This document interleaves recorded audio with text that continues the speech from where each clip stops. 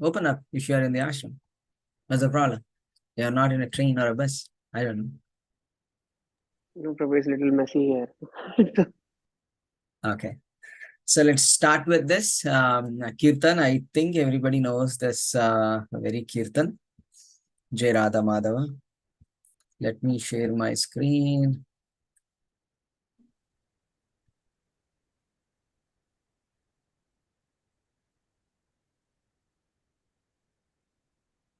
Thank you so much for joining this class. So let's begin now.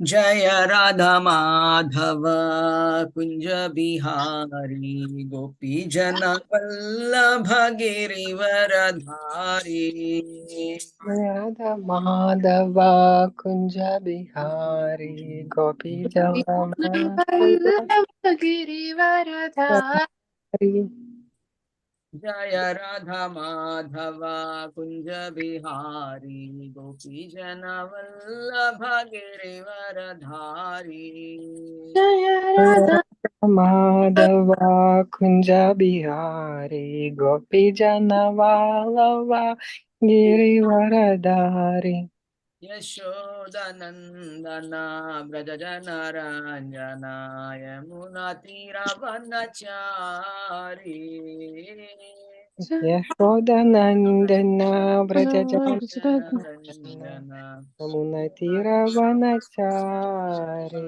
Everybody please. Yashodanandana Brajajana Ranjana Yamuna Tiravanachari Yashodanandana Brajana Ranjana Yamuna Tiravanachari Jaya Radha Madhava Kunja Bihari Gopi Jana Vallabha Girivaradhari Jaya Radha Madhava Kunja Bihari Gopi Jana Vallabha Girivaradhari Yashodanandana Brajajana Ranjana Yamuna Tiravanachari Yashodanandana Brajarajan Yamuna Tiravanachari Jaya Radha Madhava Kunja Bihari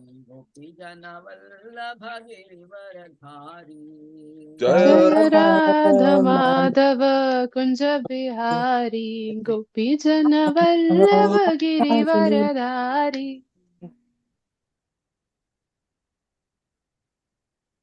Krishna Hare Hare Hare Rama Rama Rama Hare Hare Hare Krishna Hare Krishna Krishna Krishna Hare Hare Hare Rama Hare Rama Rama Rama Hare Hare Hare Krishna Krishna Krishna Hare Hare Hare Rama Rama Rama Hare Hare Hare Krishna Krishna Krishna Hare Hare Hare Rama Ram Ram Hare Hare Hare Krishna Krishna Krishna Hare Hare Hare Rama Rama Rama Hare Hare Hare Krishna, Hare Hare Krishna Krishna Krishna Krishna Hare Hare Rama, Hare Rama, Hare Rama, Rama Hare Hare Rama Hare. Hare Jaya Hare Kishore Kishori Jaya Kishore Kishori Jaya Kishore Kishori Jaya Kishore Kishori Jaya Kishore Kishori Jaya Kishore Kishori Jaya Kishore Kishori Jaya Kishore Kishori Jagannatha Jagannatha Baladeva Jaya Subhadra Marani Jaya Jaya Jagannatha Jagannatha Jaya Baladeva Jaya Subhadra Marani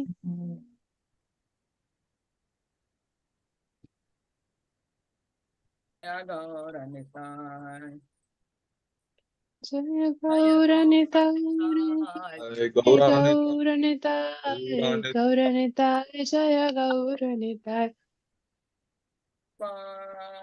Prabhupada, Prabhupada, Jaya Jaya Prabhupada. Jai Jai Jaya Jaya Prabhupada, Prabhupada, Prabhupada, Jaya Jaya Prabhupada.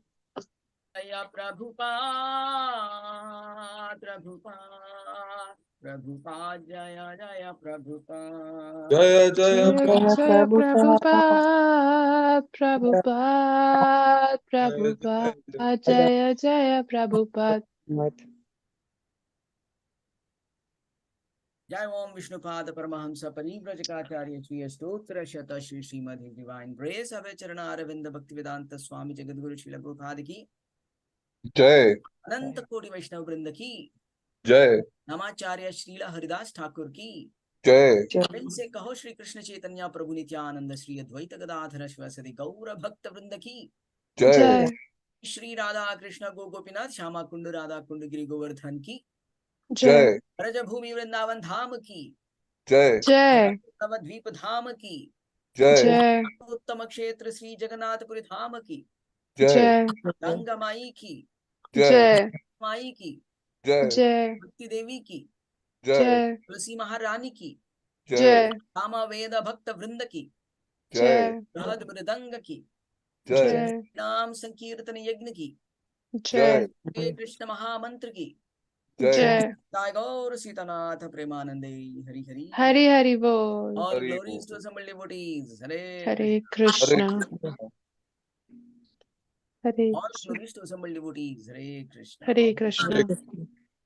औरंगा श्रील प्रभुपाद की Jai Jai.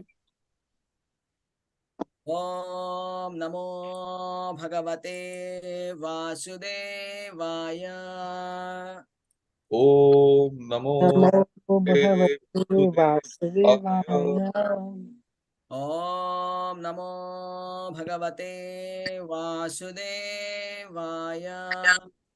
Om नमो भगवते वासुदेवाय ओम नमो भगवते वासुदेवाय Om नमो भगवते वासुदेवाय Namo ओम अज्ञानतिमिरन्धस्य ज्ञानाञ्जनशलाकया चक्षुरुन्मिलितं येन तस्मै श्रीगुरवे नमः श्रीचैतन्यमनोभीष्टं स्थापितं येन भूतले स्वयं रूपा कदा मह्यं ददाति स्वापदान्तिकम् वन्देऽहं श्रीगुरो श्रीयुतापदकमलं श्रीगुरून् वैष्णवांश्च श्रीरूपं साग्रजातं सहगणरघुनाथान्वितं तं सजीवं साद्वैतं सावधूतं परिजनसहितं श्रीकृष्णचैतन्यदेवं श्रीराधा कृष्णपादान् सहगणा ललिता श्रीविशाखान्वितांश्च हे कृष्णा करुणा सिन्धो दीनबन्धो जगत्पते गोपेशा गोपिका कान्ता राधा कान्ता नमोऽस्तुते तप्त कांचन गौरांगी राधे वृंदावनेश्वरी वृषभानुसुते देवी प्रणमामि हरिप्रिये वाञ्छाकल्पतरुभ्यश्च कृपा सिन्धुभ्येव च पतितानां पावनेभ्यो वैष्णवेभ्यो नमो नमः नमः ओं विष्णुपादाय कृष्णपृष्ठाय भूतले श्रीमते भक्तिवेदांत स्वामिनिति नामिने नमस्ते सारस्वते देवे गौरवाणी प्रचारिणे निर्विशेषा शून्यवादी पाश्चात्य देशतारिणे जय श्री कृष्ण चैतन्य प्रभु नित्यानंदा श्री अद्वैता गदाधरा श्रीवासादि गौर भक्त वृंदा हरे कृष्णा कृष्णा कृष्णा हरे हरे हरे राम राम राम हरे हरे श्रीला प्रभुपाद की Jai मुखं करोति वाचालं पंगुं लंघायते गिरिमित्कृपातमहं वन्दे श्रीगुरुं दिनतारिणं चैतन्यमाधवं परमानन्दमीश्वरम्. So Hare Krishna, once again, welcome back to everybody here. So we were trying to discuss last time. One second, let me bring the slides.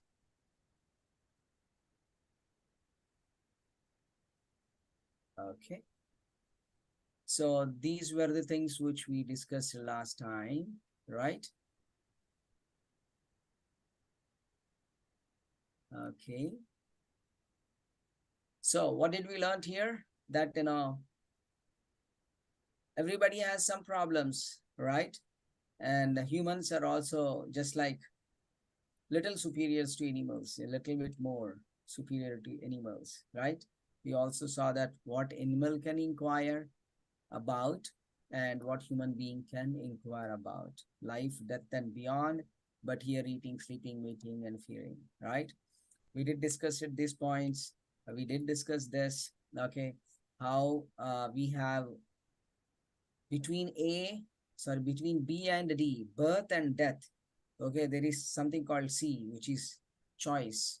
And that's where our life is all about.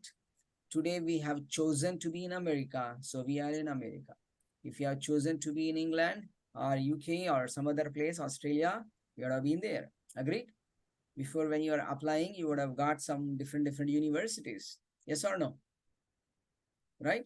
So specifically, we have selected America, then we are in America. That's all. So here there is a choice for us, okay, to decide what is our future, okay, whether to promote to the higher life or demote to the lower animals, right? That's what we discussed. And we also discussed human being can develop the reasoning power to ask the following questions. Why am I suffering? Okay. And where do I go after this life? A lot of such questions. You see, so many people in this world are undergoing this suffering. You see this little box here? This guy, what is he trying to do? He's hitting himself, but he's unable to come out, right? More or less, everybody's situation is like this. We are within a boundary, we are trying to struggle, right? So within this particular body, we are going to get whatever we are going to get. Now, what are the problems in your life? So what would be the answers? Any thoughts?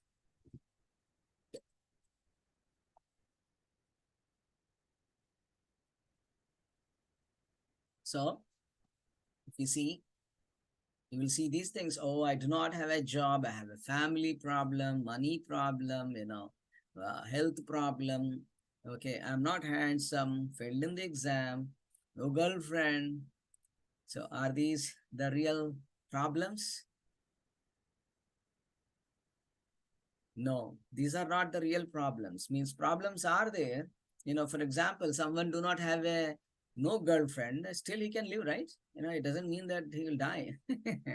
Right? If he's failed in exam, that's okay. He's going to write once again, but death is not going to come at that time, right?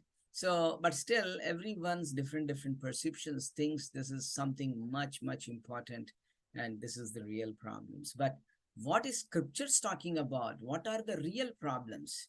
We all can say this is the real problem to me. That's okay. But what is the Shastra telling about? Okay.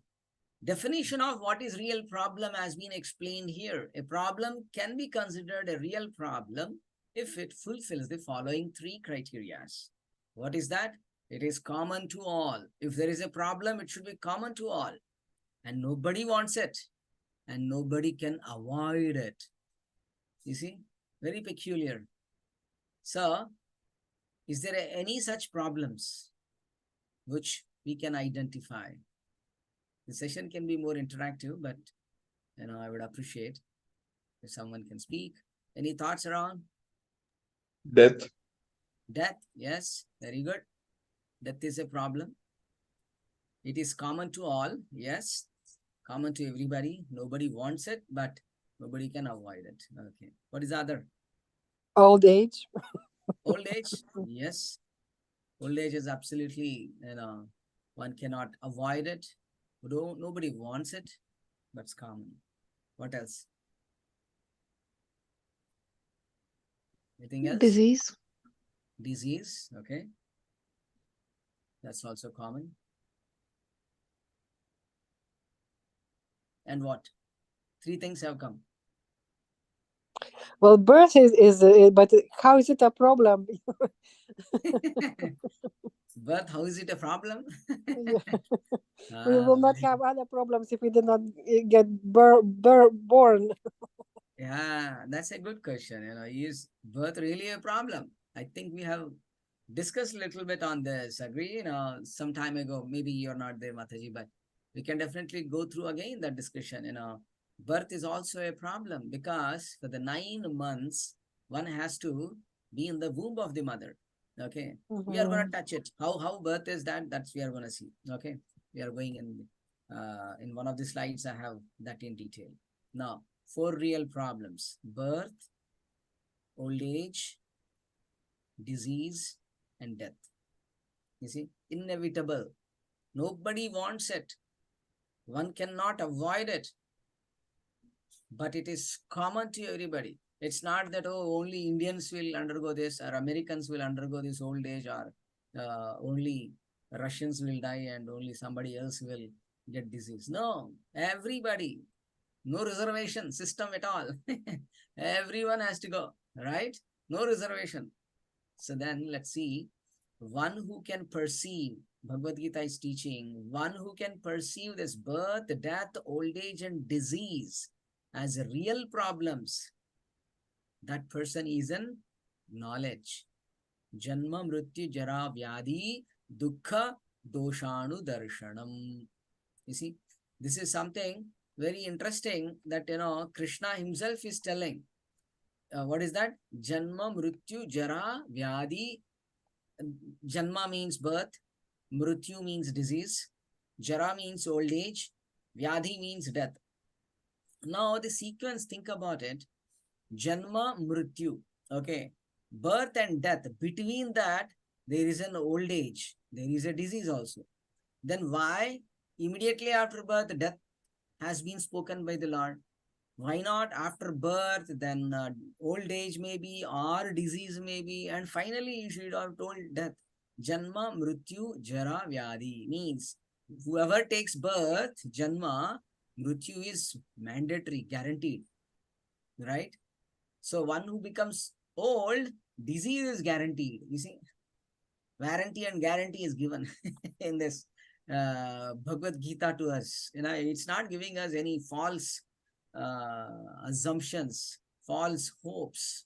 No, perfectly giving us the situation. These are inevitable. Now, can anybody guess what is the story all about? A guessing work. Let's see. Gautam Buddha. Yeah, absolutely. Gautam Buddha, right? When he did not become Gautam Buddha, his name was Siddharth, right? And then Siddharth was never ever allowed to go out of the palace to see anything in this world.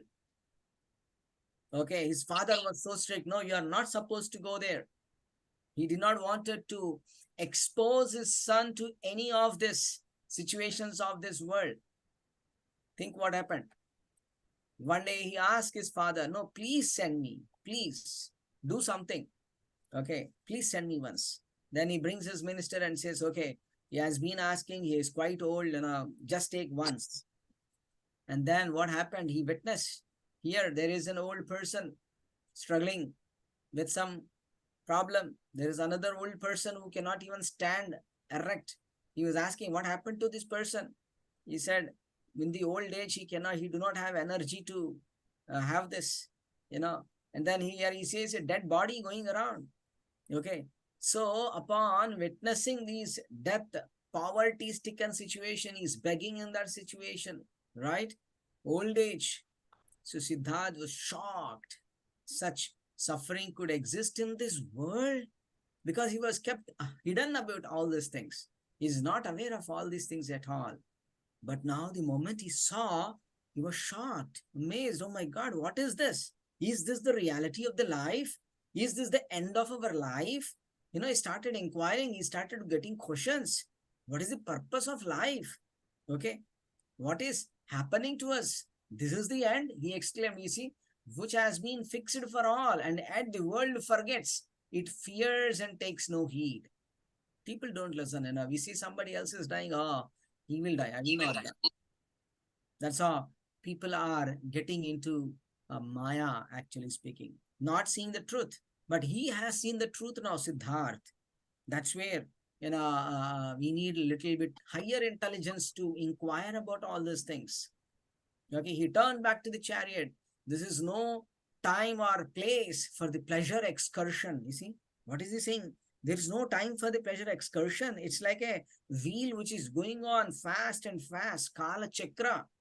And one day I'll become old, one day I'll die. What is this going on? Whatever the billions and millions of dollars I'm holding, everything is to be given up.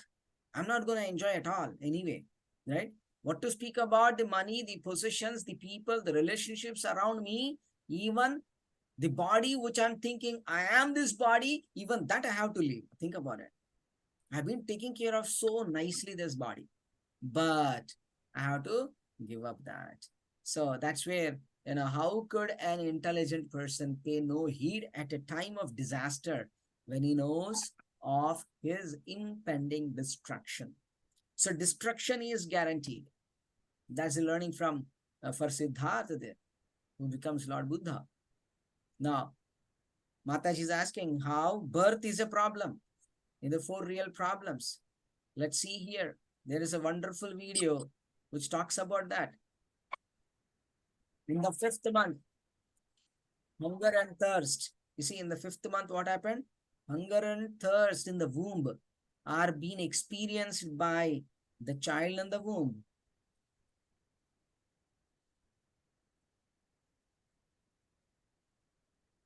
This is the 6th month. Fetus is understanding. Oops, what happened?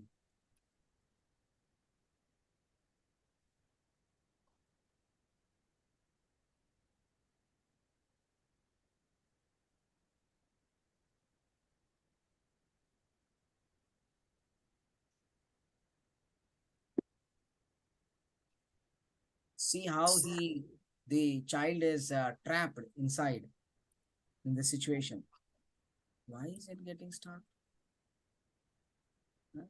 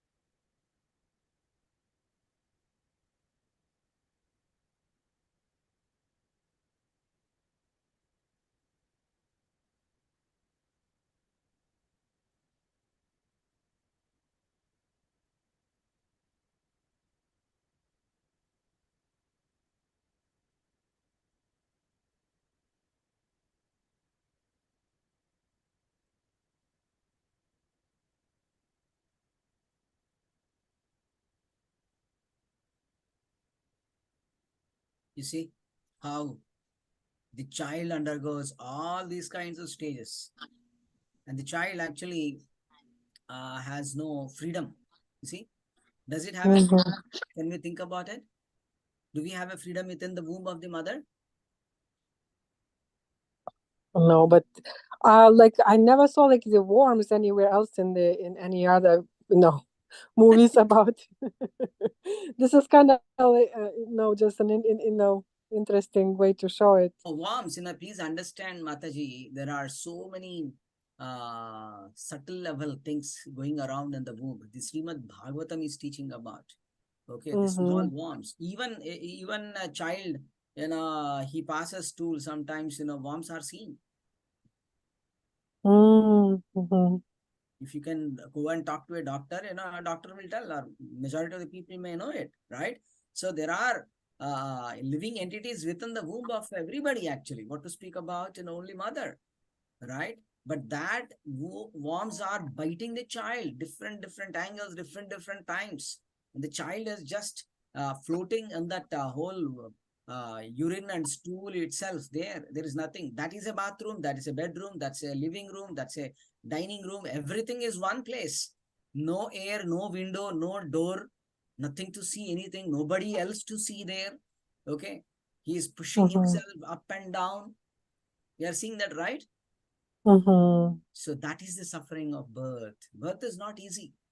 But now one may ask, Prabhu, I don't remember. Does any one of us remember how we undergone the suffering in our own mother's womb? Not at all. Not even a single penny amount, right? Not even a single little tinge of it. Because the Lord is merciful that he gave us the forgetfulness.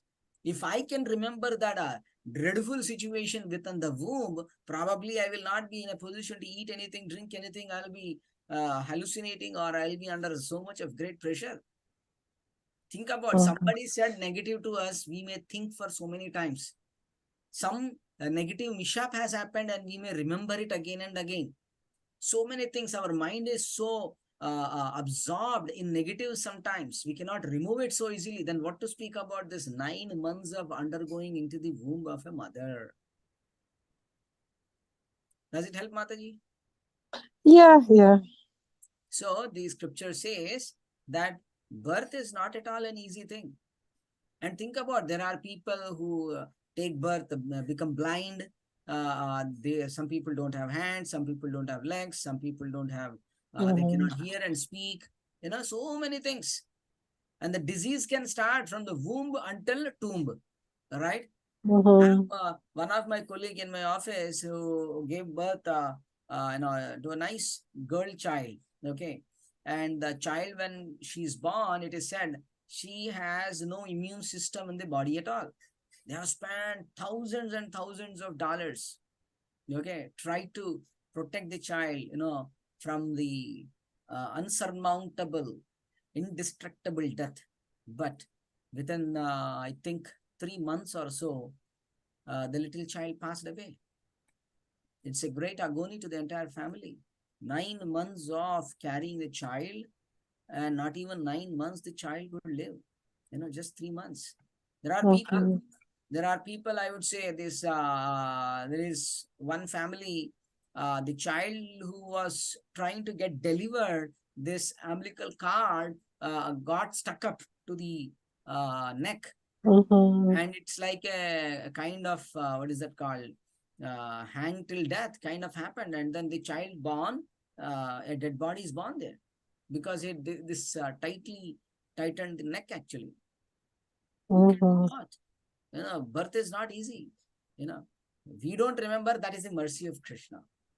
None of us remember anything, because the Lord did not wanted us to only remember, think about those things and suffer. No, he was merciful. So that's all about the birth. Now let's see the other one, old age. Now what to speak about? Everybody want to always remain young. Okay, so forever they want to be young, but sooner or later, what happens? They have to become old. And after becoming old, what they do? They use so many cosmetics. Actually, for the first time, when I was in the beginning of Krishna consciousness, I was in Melbourne, Australia, in the tram, and there was a lady sitting beside me who wore a very nice young dress, and she was doing all kinds of things. But I didn't see her properly. But then the moment I started looking at her, she said, "What do you think my age would be?" I said, maybe 30, 40, maybe. He said, I'm 75-year-old. Now what? She made her makeup and she wanted to ask, how young am I looking? And then I was shocked, actually. Oh my God. The thing is, it's just an illusion, just by putting the cosmetics wrinkle free, etc., etc. one cannot hide the realities. And the diseases, yes, we know. Nobody wants it. We want to always remain healthy. But what happens? Against our wish, we encounter various diseases. I was just reading, yeah, that is going to come, I guess. Sometimes we don't know why certain diseases come to us. We definitely don't know. Again, the death. Death is inevitable again to everybody, which is a dangerous thing, right? So this is a wonderful thing, you see. Kalena, whatever verse. Indeed, O Garuda, when the hour of death approaches, then by chance a certain disease raises up its head. You see, everything is in a hidden mode, okay, unmanifested mode. Now the death has to come, so the disease will come now. Disease has come, so he died, or because he has to die, disease has come. It's the other way around. Okay, generally people will say because of this disease he died, but because of his death is nearing, the disease has to come now in this way or the other. Okay, so we cannot. I'll just give you another nice example in a story. Once it so happened that there was a conference meeting, okay, in Kailash, okay, where it is abode of Lord Shiva. And who all came? Lord Brahma, okay, from below earthly planet, and Lord Vishnu, Yamadharmaraj, and many departmental heads and directors and leaders have approached there for a very special conference happening in Kailash, the residence of Lord Shiva. Okay. And at the entry time, it so happened that everybody was coming in their own vehicle, right? They have their own vehicles, as we have our own vehicles, cars, right? And then Lord Vishnu came, okay, and then Garuda, who is the bird carrier, okay, Garuda stopped outside the gate folding the hands, and Lord Vishnu went inside for the meeting. And after a while, okay, some other personality came, especially Yamadharmaraj came. Okay, Yamadharmaraj is a death personified. He sits on the bull and comes. Now, bull stood over beside the Garuda, parking area. Okay, it's a vehicle parking area. And then Yamadharmaraj was entering the arena there. And for a moment, he just glanced on a simple little bird. Okay, he just glanced for a moment. And then, not knowing what it is, he turned around and then went inside for his, as usual, business as usual. Okay. Now, Garuda was thinking, what made Yamadharmaraj, who is a death personified, to look upon that little bird so focusedly? He could have walked inside, just like Lord Vishnu went inside, Lord Shiva went inside, everybody went inside for this thing. Why? Then he thought for a moment, ting, ting, ting. Maybe the sparrow danger is there. Yamadharmaraj is a death personified. Maybe he's gonna come in death now.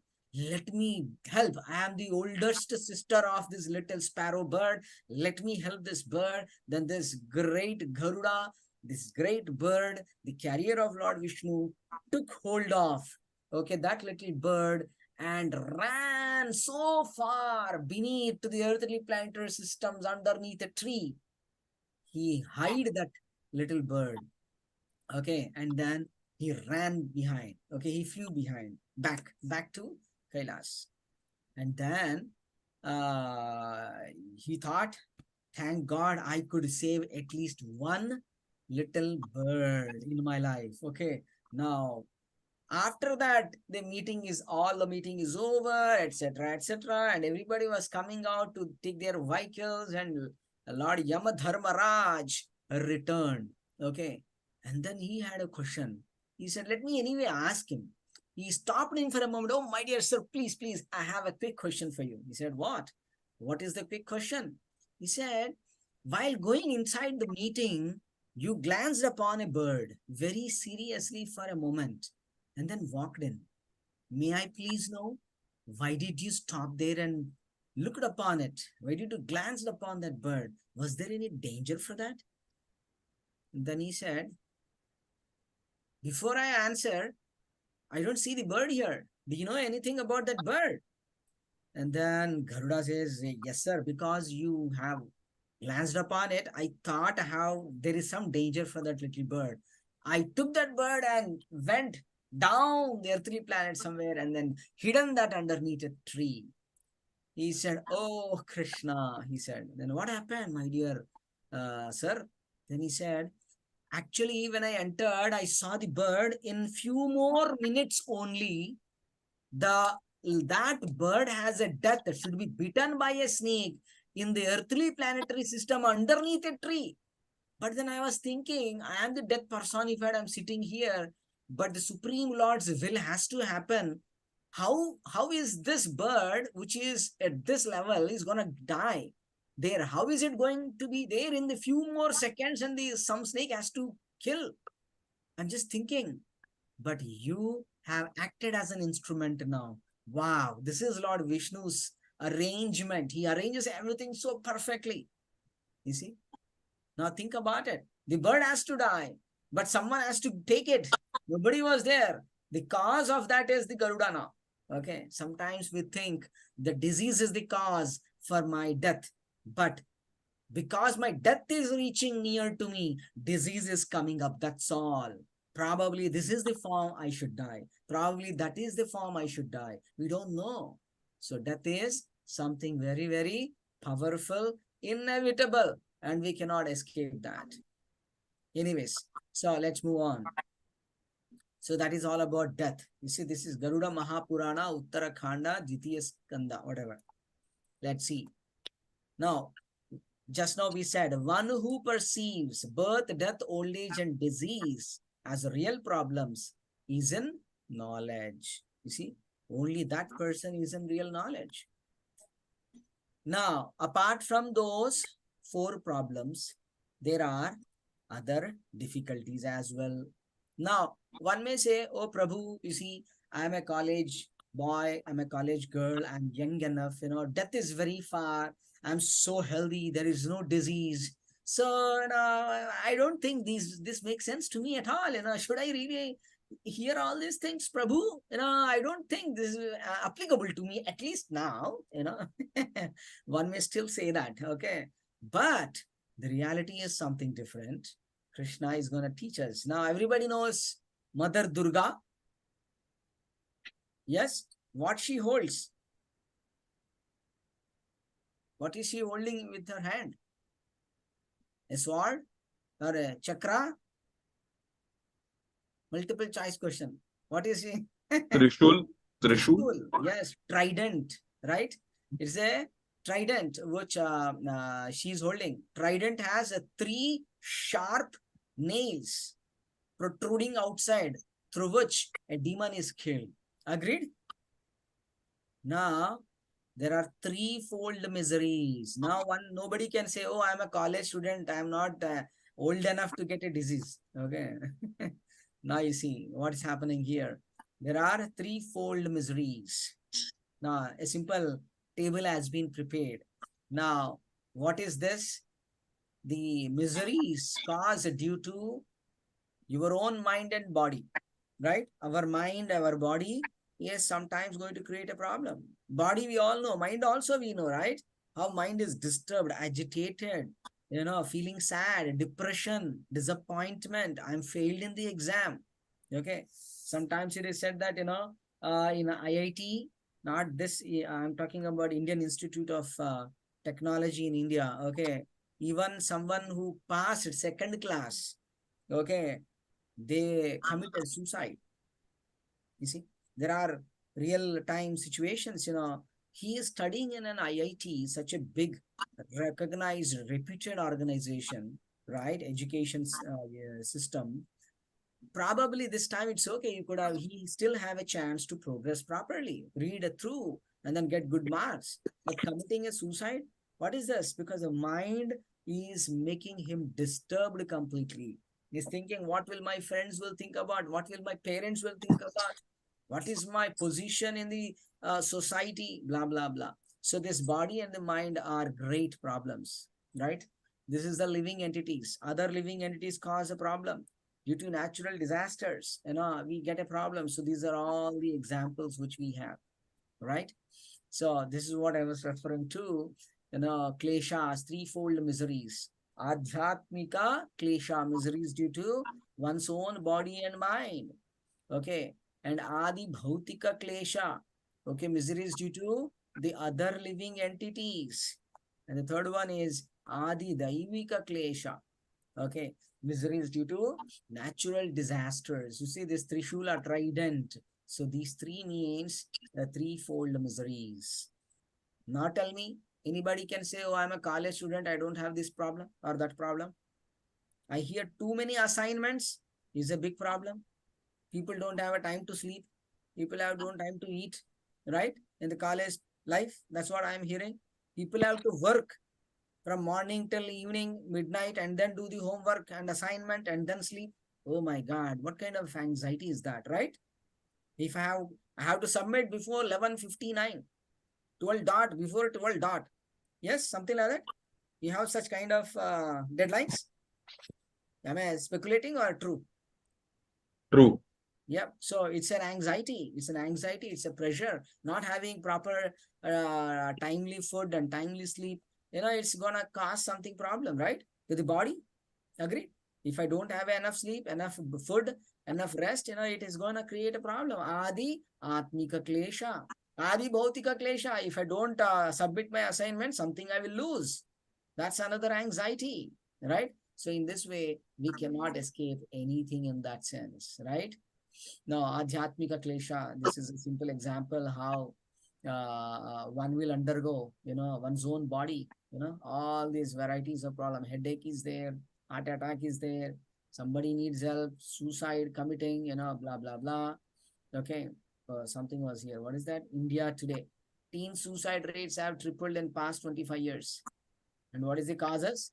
Academic pressure. You see, academic pressure. No, let's not get into that pressure. It should be pleasure. Okay. How it can be pleasure? When we train the mind properly, then we can probably transform that pressure to a pleasure. Okay. Yes, one should understand. Okay. In the peak winter, snowfall will come. That's obvious. Okay. Let me simply tolerate it. Then let me remain healthy. Then I'll also see a winter. I also see a summer. I'll also see some other autumn season, spring season. Everything will be repeating. So he will not be bewildered simply.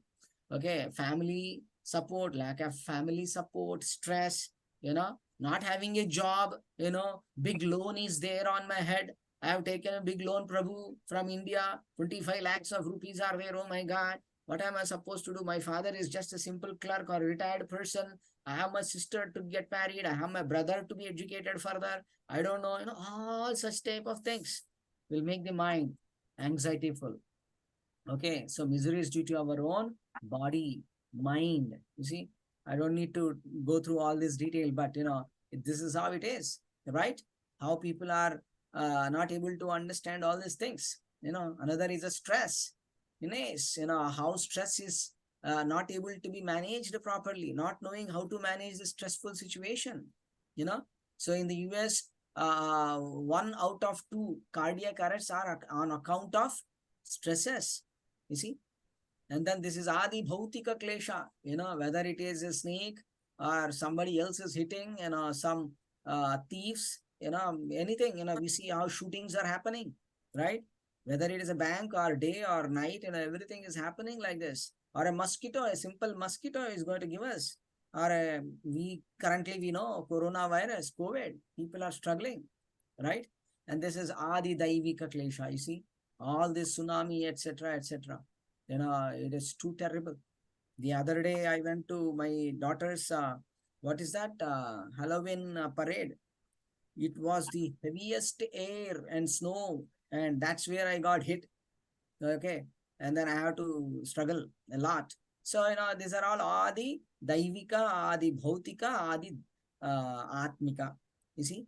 Now, this too much of pollution, too much of, you see, this is what is happening right now, right? Israel, what's happening in Israel and other places, same thing, so many people are dying, think about a bomb blasting here, a small little child is trapped inside and crying the whole day and night, fearful, and the parents are searching for that, or parents have died. How hard it is. So drought place here also, right? Other day I was hearing, after 2.5 years, there were 2.5 years of drought in Hyderabad, India. Okay, and when Srila Prabhupada went, somebody asked him, Prabhupada, you are talking about, Krishna conscious so much. Can your Krishna conscious help us get water, downpour? He said, yes. And Srila Prabhupada, along with his disciples, they did a wonderful kirtan. And then the rainfall after 2.5 years. People were amazed to see. Similar examples happen in Fiji and some other places as well. So Krishna conscious is a solution actually, but this is Adi Daivika Klesha. Now you see here, there are so many solutions, okay, but they're all temporary solutions for all the problems. You see, although we are advanced in the medical science, can a doctor can come and say, hey, I will stop the death forever? Is there anybody like that? Suresh Prabhu, have you seen somebody like that in your organization? Okay. No, Prabhu, no. I will solve all the problems. No, nobody is there. Advancement is there. No doubt about it. We are not minimizing the PhD holders. Oh, they are useless. No, that's not the point. No matter we do whatever efforts, but I have no control ultimately. You see, we are controlled with certain energies, which we are not aware of it, right? Still, our plans of good health and happiness are thwarted with newer and newer diseases. Our grandparents never heard about coronavirus, AIDS, HIV, right? They never had anything, SARS, all these things, new things coming, right? Go and talk to grandparents and those things, they don't know. They have never even seen that, right? So as the technology increasing, the disease is also increasing. And the best example is coronavirus. You see how tough it is to undergo such a problems. Now, problem and solution of a modern science. You see, but then when we have a problem, we'll try to find a solution, if not a permanent solution, but temporary even then, right? So here it is said, one may be old, one may be having white hair, I may put color, wow, dyeing, right? So I can do anything before and after. You see here, hair dye, or one may have wrinkles, wrinkle-free cosmetics, right? Cosmetic industry is the most profitable industry today, right? Anybody or everybody will take it. Okay. You see, pain relief tablets. I have back pain, stomach pain, this pain, that pain, etc., etc. So we are all giving, temporary solutions. Breathlessness and death. They use oxygen tubes. Okay. And these tubes are not for free. The whole oxygen outside the world is free, but the doctors charge for that oxygen. Same air in that sense, right? But then they charge it. How pathetic the situation is. Nobody can give us free, but the Lord is giving free to the entire world. Who has the right to charge actually? Think about it. The water, the ocean full of water, river full of water. There are so many water bodies. Lord is not charging for the light, the water, the land, the everything, but we people have been doing it, right? So superficial patch-up solution cannot free us from suffering. We need to have some permanent solution. Now, science and technology can stop old age. No, is there a tablet I can take and I will never become old? Is there a tablet wherein I can take the medicine and the disease is completely gone? You see, for this COVID, one after another, some, just like versions in the software, they're giving one, vaccination and another vaccination and another one. This keeps on going on, right? One cannot stop anything, cannot eradicate the disease from earth completely. Okay, hardly has understanding of life and death. So with this temporary knowledge, where do I go after this life? I have to really think about it. You see here, the person again I'm bringing here. We are stuck up in this world. We are stuck up in this particular body. We are stuck up with this particular people around me. We are stuck up with the family members. We are stuck up with our karmic reactions. We are stuck up with so many circumstances around us. You see, we do not have a control over them. Sometimes maybe a little bit, but not always. You see, that's where am I going now? What is my next step? So where do I go after the death? So now we see the material viewpoint here. Okay, body is made up of matter. That's the number one thing to understand. Now, we are all the living entities. Now, I got a dress of a cow. Sometimes I got a dress of an elephant. Sometimes a dress of a deer, dog, snake, bird, and a human being. We are having these bodies of matter. This matter is made up of the material things, not the spiritual things, right? We are no more than a chemical bundle in one sense, correct? Now see, everything is finished at the time of death. This is where one should start thinking, okay, analyzing what is my next course of action. Okay, so now the spiritual viewpoint is essential. Then here it is said, we are not the material body of a flesh and bones, but spirit soul. There is a spirit soul inside the cow, inside the elephant, inside the deer, lion, tiger, snake, etc. So that has to be understood. That viewpoint has to be understood first of all. So we are simply engaged in this body, in this prison body, you see. So I can't change it. I got this kind of a face. Can I change it? Not easy. Maybe some people may say, oh, Prabhu, I can go for a plastic surgeon and then I can little bit change this. That's a costly affair. But then what is the natural way? Can we naturally change it? Naturally, the body is changing in itself, but I cannot go and change it. 1-year-old baby boy, that was a little child. Okay. Body has changed, but without my control. There may be little control, but not full control, right?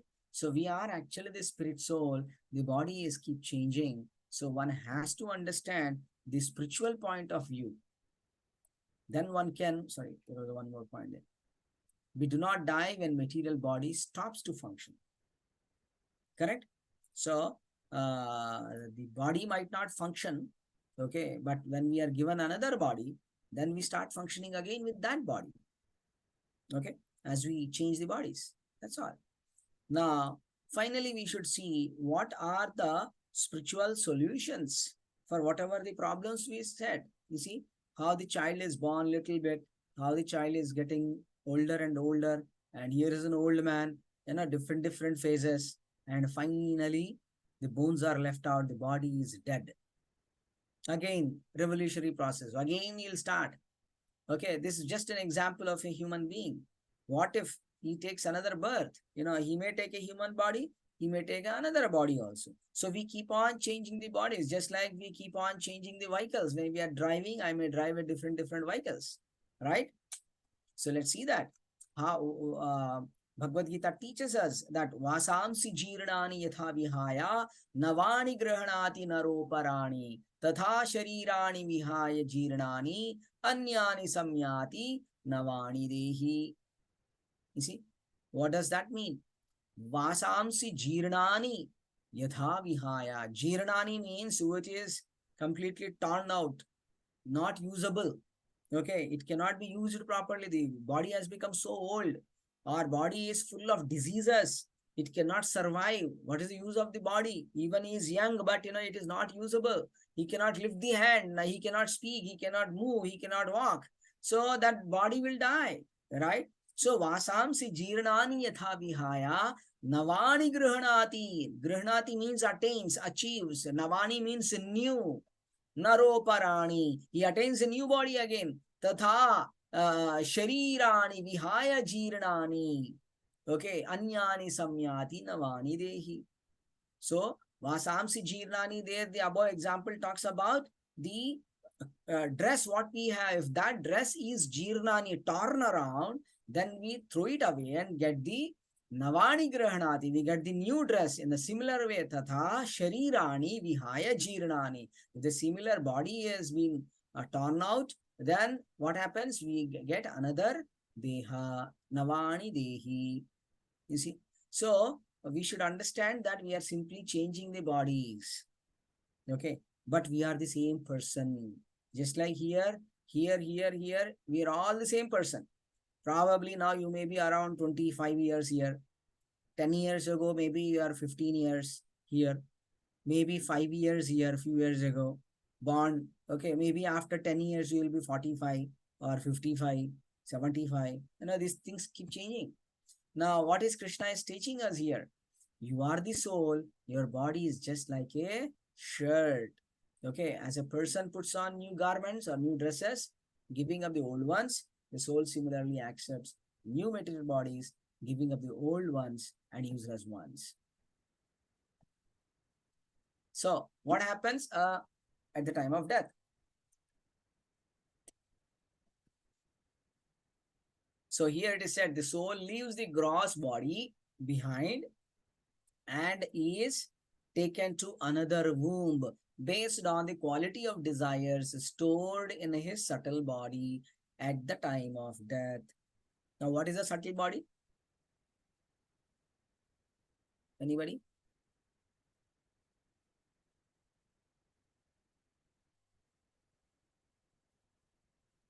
I think we discussed that, right?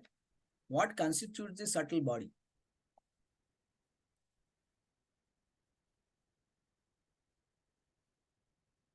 Can someone speak?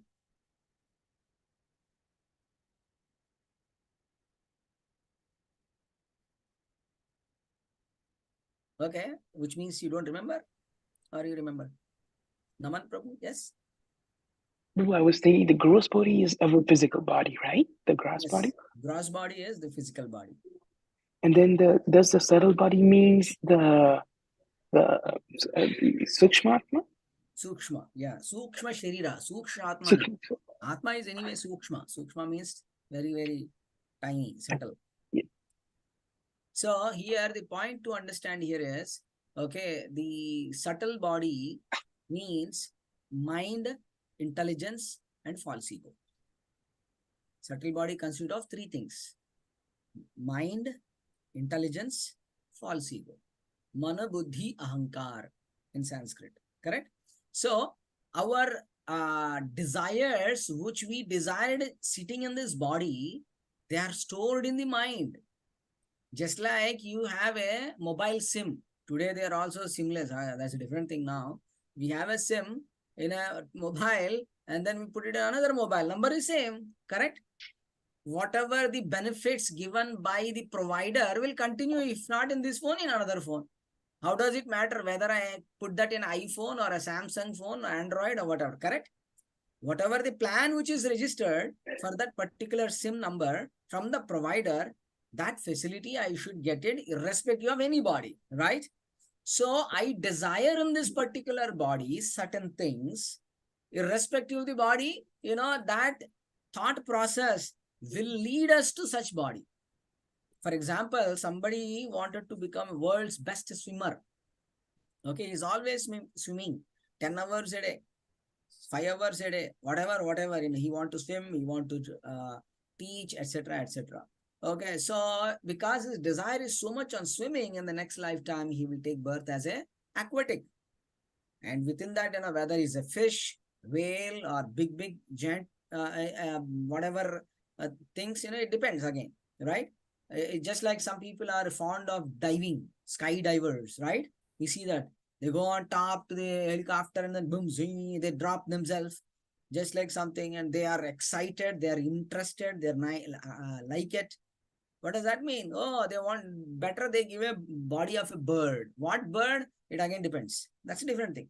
I'm just giving an example. So the soul leaves the gross body behind and is taken to another womb based on the quality of desires stored in a subtle body. That subtle body cannot be burnt. A dead body, when it is burnt, the gross body is burnt, correct? What happens to mind, intelligence, and subtle false ego? It goes through the soul, wherever the soul, that takes the soul to that place. It's not the other way around. Wherever soul is going, these three are going. No. Actually, the dominating thing is the subtle body. It wants to go into the body of an elephant. It wants to go to a body of a woman or a man or this or that. Soul accordingly travels. Okay. Because the soul is conditioned right now. Because the soul is thinking, I am the body. Because the soul is thinking, I am the subtle body. You see? Because of that illusion, it is following. Otherwise, the soul will never even come into this material world and this material body. So what happens to us at the time of death? Just like these things, a person is changing. Okay. Same person moves from one vehicle to another vehicle. You see, that's all. We are also changing, right? The spirit soul moves from one body to another body. You see here? All these bodies, everything as a family. You see here? Now, as a human being, I took birth with a mother and a father. At the time of death, I'm always like a monkey fellow, okay? Undisciplined, nothing doing. You may take birth in the womb of a monkey, or a lion, tiger, or a dog, or anything else, you see? So in this way, everybody, the Lord's vision, karmana daivanetrena jantur dehopapattaye, under the supervision of the Supreme Lord, we are being given this different bodies. Think about it, even the twin brothers or twin sisters coming from the same womb of a mother have a different desires. Yes or no? One may like some color, another may like some other color. So there are things going on. Okay. So the spirit soul is simply moving from one phase to the another phase. Right? Now let's see on what basis is the soul awarded the next body. That is something which we all should actually, this is an important slide, right? On what basis? We saw what happened, but on what basis somebody is getting some body, someone else is getting some other body. Let's see from Bhagavad Gita how or what is Lord Krishna's telling. Yam yam vapi smaran bhavam. You can repeat after me. Yam yam vapi smarana bhavam Yajatyante kalevaram tyajatyate ante kalevaram tam tam evaiti kaunteya tam tam evaiti Evati kaunteya Kaunteya sada tadbhava bhavitaha. sada Sada tadbhava Tadbhava bhavitaha. Bhavita. So yam yam vapi smaran bhavam. Okay, whatever state of being one remembers when he quits his body. Yam yam vapi smaran bhavam. Remember, smaran. At the time of death, whatever we are remembering, okay, whatever the state of being is there, okay, whatever the state, okay, when he quits his body, yam yam vapi smaran bhavam tyajantante kalevaram. Yajatyante, at the time of giving up the body, tam tam evaiti kaunteya, whatever he is remembering at the time, sada tad bhava bhavitaha. So, O son of Kunti, such a state he will attain without fail. You see, whatever the state we are in, whatever the conscious we are carrying, okay, you see here, the old man is dying and taking a birth of a child, right? So, whatever the state of being one remembers when he quits his body, O son of Kunti, that state he will attain without fail. You see? So, on what basis the next life is given? Based on our consciousness at the time of death. At the time of death, I'm thinking about money matters. At the time of death, I'm thinking about a woman. At the time of death, I'm thinking about my business or something else. Such things will prevail one to take to the another such body. Right? One other question. I think Yes. sometimes when that strikes, right, we won't even have time to think about it. Yeah, sometimes. Yes, that's true. So basically, whatever the thought process or a conscious prevailing in their entire life, the average is taken. Oh, this fellow anyways wants this. Okay, that's okay. Okay. So, but some bhava will be there. For example, if somebody is dead in an accident, okay, or bomb blast, okay, he don't have a choice even to think. He even don't know what's happening at the time, right? But some people are undergoing a bodily problem or some other problem, their consciousness, certain things will be evaluated, right? So definitely, we accept one body after quitting another. And here it is said, depending on desires in the mind. You see, what desire do you have?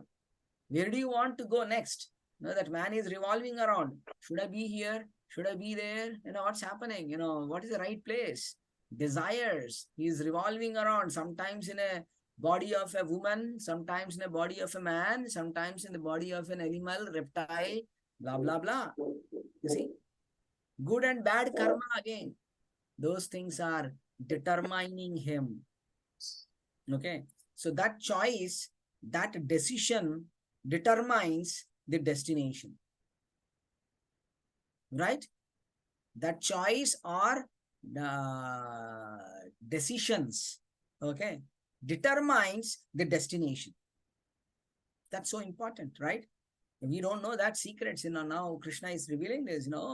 How important is our choices, what we take, what decisions we take, and how do we determine what it is, and how does it culminates to our destination. Those are important for us, right? Now, the another important point here is laws of karma. As you sow, so shall you reap. That is karma siddhanta, right? We see that how that karma is, what is that called? Always calculating things in that sense. Perfectly going on. Action and the reactions. All those things have to be understood. So laws of karma is teaching about as you sow, so shall you reap. I am putting a mango tree and expecting a lemon tree. Lemons out of a mango tree? No.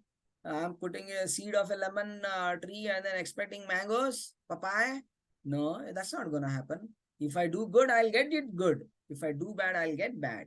Sometimes we end up thinking that, oh, this person is the cause of my bad thing. That person is a source of a bad thing or a good thing. But actually, it is our karma which is determining. So every action has equal and corresponding reaction. Okay, third laws of motion. You see, if one fell down here, automatically all the cards will fall down, right? So one should know that the karma or a law of karma is very, very important. So we are just going to touch, types of reactions. Okay, what are they?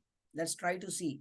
Now, when we talk about the reactions, it's like a instant reactions are there sometimes, right? And sometimes there are delayed reactions, right? For example, if I'm going on a road and I'm hitting somebody, there is all chances that he will also hit me back immediately. Correct? So instant reaction. But for certain things, I may not get an instant. I may get a delayed reaction. You see, I put a seed today. After 20 years, I may get a fruit. After 10 years, I may get a fruit, right? Delayed reactions. Every action has a reaction, but we do not have a control. When will they be coming to us? You see?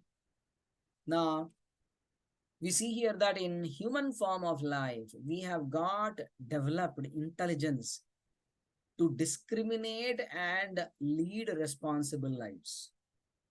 We should know what is good, what is not good. If I don't know that discrimination power, then I'm as good as an animal. Okay. And if I don't know the discriminating power properly, I will end up doing the sinful activities. You see, other day we were discussing about someone was asking in the class about meat eating. Why should I not eat meat? Okay. That question is still parked. I'm waiting for those people to be there in the call. And then I can answer that definitely. But I think that Naman, you also asked me a question, right? Yeah. I will answer in this class. Don't worry. Okay. So anyway, so in the human form of life, we have got this higher intelligence. We need to properly know and exercise it. Otherwise, what happens? We end up engaging in the sinful activities. Lot of sinful activities are there. There's a whole big list. There are 4 pillars of sinful life. Meat eating. Okay. So we are what we eat. Right? There is a statement. We are what we eat. Whatever we are eating, we are going to become such person. I'm eating meat, then my thoughts are different. If I'm a pure vegetarian, my thoughts are different now. right? They are sober.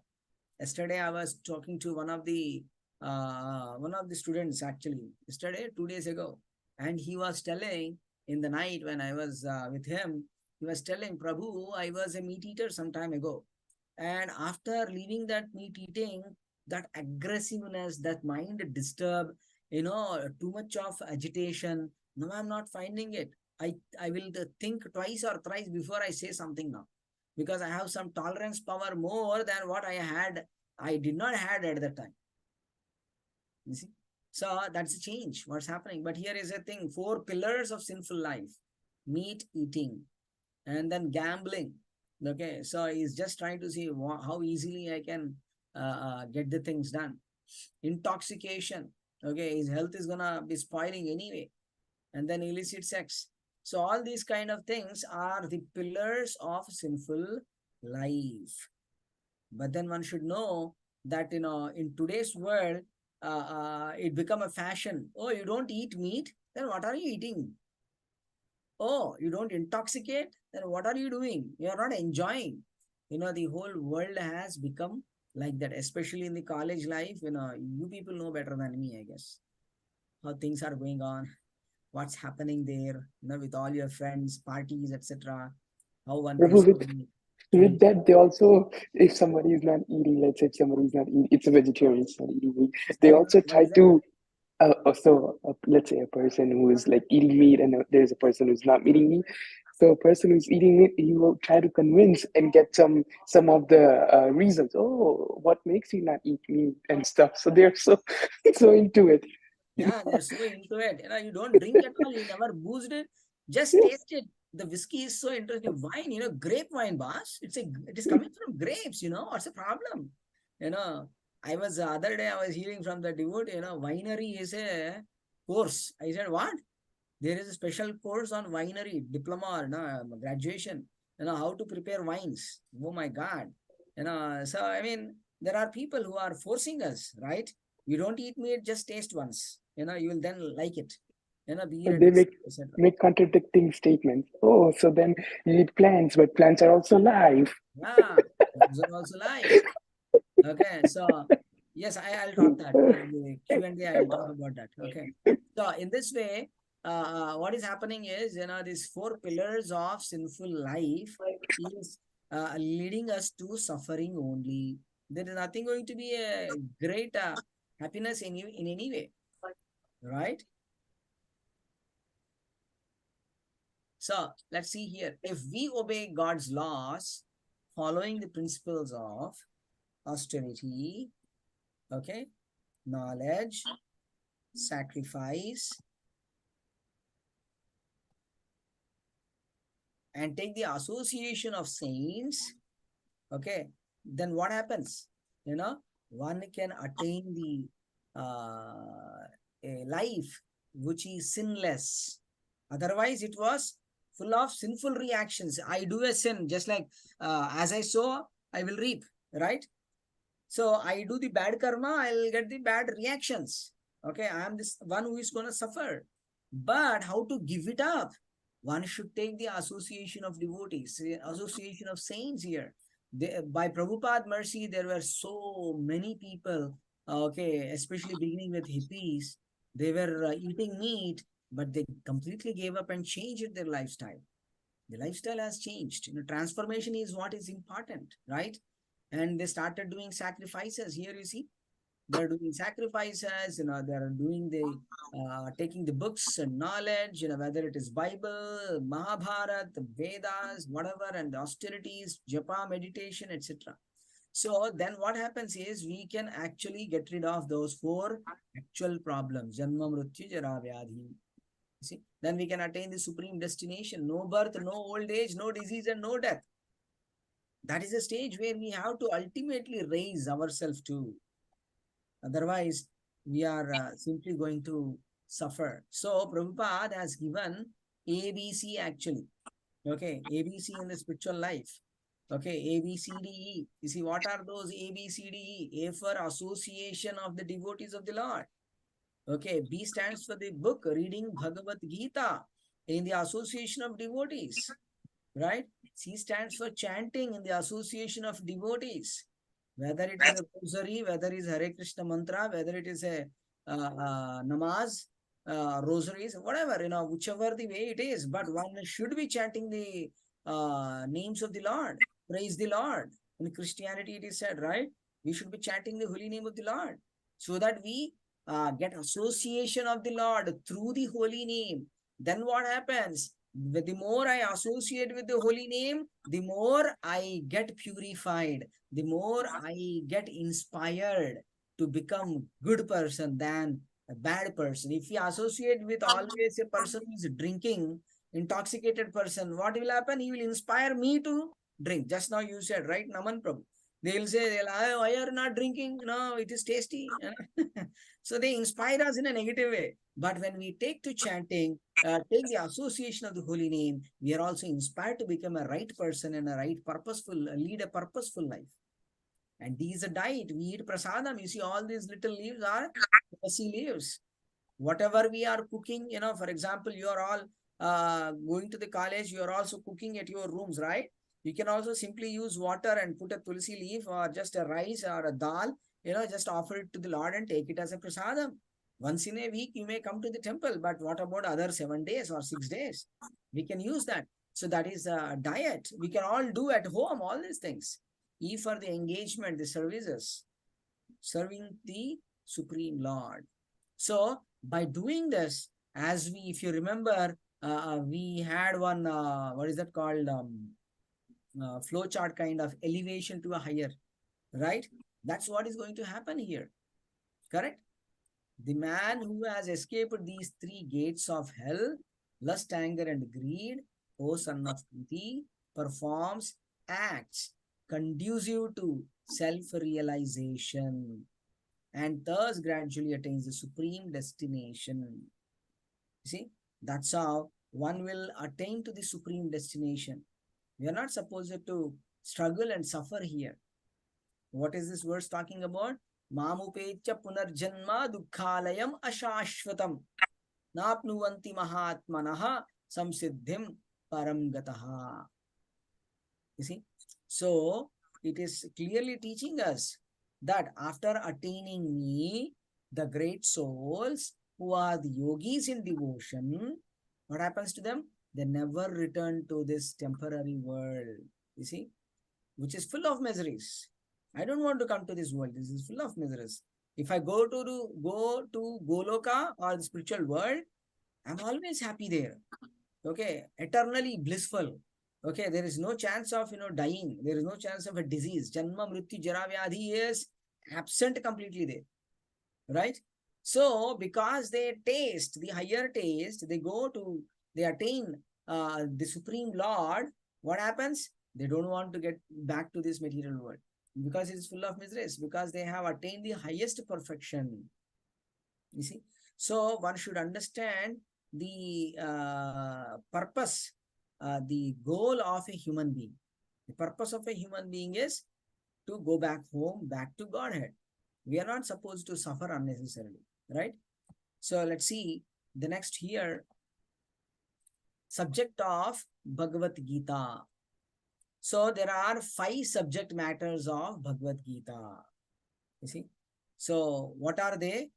So the 5 things spoken in the entire Bhagavad Gita. Bhagavad Gita is surrounding around these 5 matters only. Okay, and that is number 1 is Ishvara.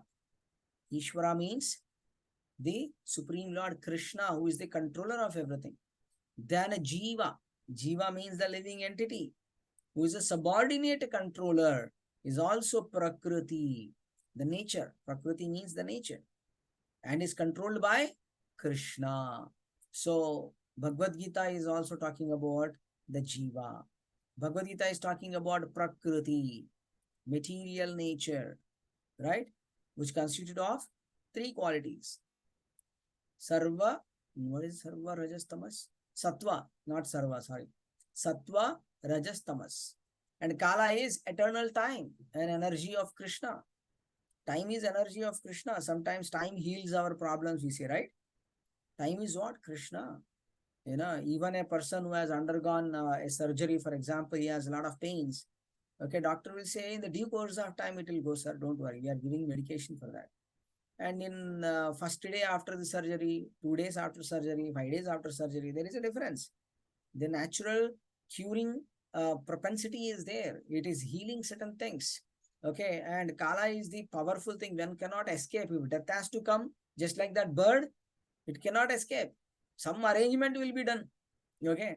Sometimes we say, oh, I'm so sorry. And unfortunately, I went into that particular friend's house and I have to see this mishap. Something bad happened. Whether I go or not, if it is destined, it will happen. Right? So time is powerful. The last one is karma. By a combination of 3 modes of nature and under the control, purview of eternal time, there are activities, right? Karma. Now, out of all these 5 things, okay, karma is volatile in nature. Karma can change, but other 4 things we cannot change anything here. Okay, so time is always time. Okay, Prakriti is the Lord's energy. Jiva is also the living entity, is also the Lord's energy. Lord is himself Lord. Okay, so in that sense, only one thing, okay, which is little under control is karma. Apart from that, there is nothing under our control. So this is what?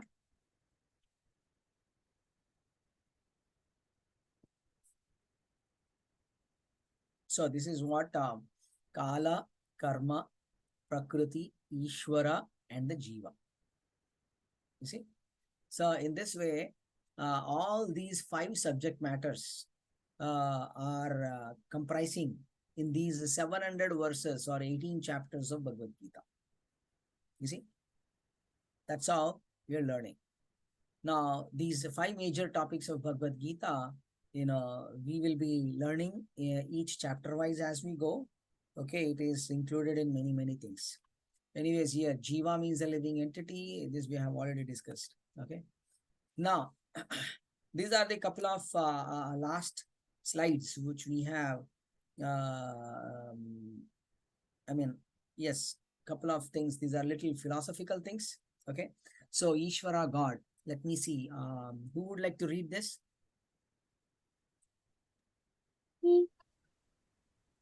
I'll go, bro. Okay. Ishvara, God, the supreme head, God, the supreme Godhead, or Krishna, or Brahman, or the supreme controller, or Paramatma. You may use whatever name you like, is the greatest of all. When we see wonderful things happening in the cosmic nature, we should know that behind the cosmic manifestation there is a controller. Nothing could be manifested without being controlled. It is childish not to consider the controller. For instance, a child may think that an automobile is quite wonderful to be able to run without a horse or a other animal pulling it. But a sane man knows the nature of automobiles engineering arrangement. He always knows that behind the machinery there is a man, a driver. Similarly, the Supreme Lord is the driver under whose direction everything is working. Introduction to Bhagavad Gita as it is. So Ishvara, now these 5 topics, we are going to just go little detail in this way. Detail analysis in this way. So here we can, Ishvara is God. Okay, you may call him whatever you want, Supreme Godhead, Krishna, Brahman, etc., etc., Parabrahman or Paramatma, etc. So the point here is, when we see wonderful things happening in this cosmic nature, we should know that behind this cosmic manifestation, there is a controller. All the planetary systems are revolving around, right? One is not colliding with another one. How is that? They're all floating, right? Earth is, after all, one of the smaller planetary system when compared to Jupiter. Think about how big is that. How are all they floating around? Who is controlling it? On dot the time morning sun rises, and sun do not rises in north or south. No, I'm bored, man. Always why only east? Let me rise from some other place. Hota hai kya? Will it happen? Never. Sun will always rise there. There's a direction given to them. That's all. Only it is our minds which have no directions. I lead something like I like this today, I like that today, tomorrow, something. But the nature is going on with a proper rule. There is some controller. You see? And it is said a child may think that an automobile is quite wonderful to be able to run without a horse or other animal pulling it. But there is somebody behind it, right?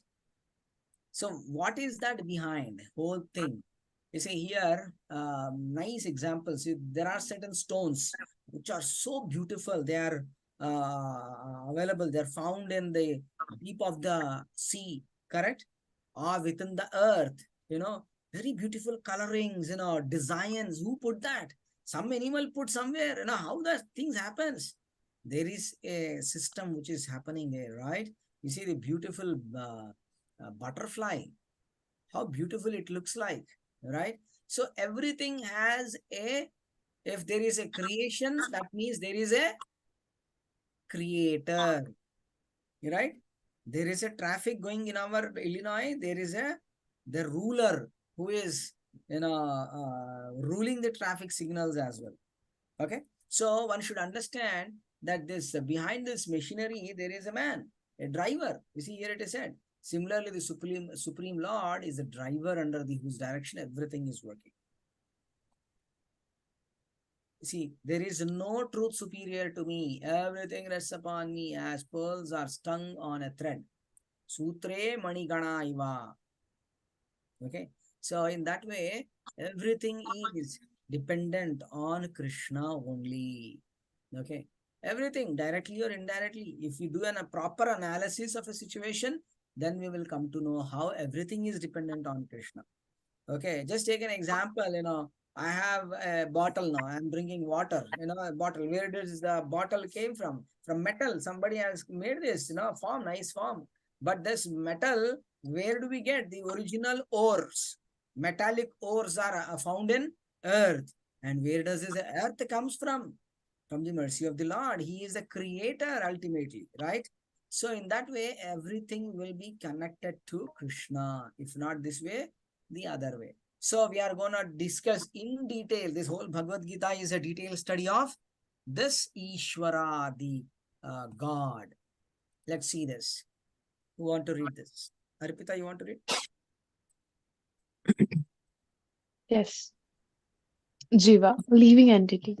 Now the jivas or the living entities have been accepted by the Lord, as we will note in the later chapters, as his parts and the parcels. A particle of gold is also gold. A drop of water from the ocean is also salty, and similarly, we, the living entities, being part and the parcel of the Supreme Controller, Ishvara or Bhagwan, Lord Shri Krishna, have all the qualities of the Supreme Lord in Minute. quantity because, It's a sorry, minute. minute quantity because we are minute Ishvaras, subordinate Ishvaras.